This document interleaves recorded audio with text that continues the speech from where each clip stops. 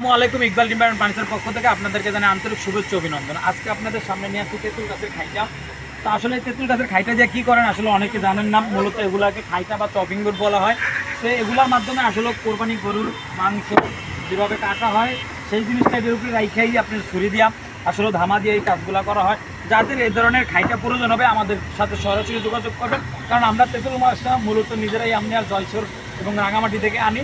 যারা এই ধরনের তেঁতুল গাছের খাইটা বা টপিং বোর্ড প্রয়োজন হয় আমাদের সাথে যোগাযোগ করতে পারেন। আমাদের স্ক্রিনে নাম্বার দেওয়া থাকবে, সরাসরি আমাদের নাম্বারে কল করে আমাদের দামটা আসলে, কারণ কাঠের তো স্পেসটা দেখেই বুঝতে পারছেন, কোনো কাঠ বড় কোনো কাঠ টপিং বোর্ডগুলো ছোটো।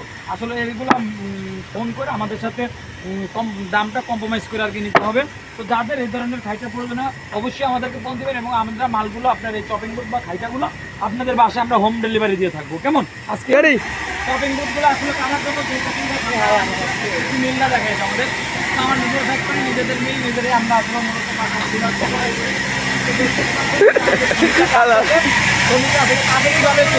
মূলত সরাসরি আমরা আপনাদেরকে দেখানোর মাধ্যমে এই জন্য সরাসরি আজকে ভিডিওটা করলাম। তো যাদের লাগবে আমাদের সাথে অবশ্যই যোগাযোগ করবেন।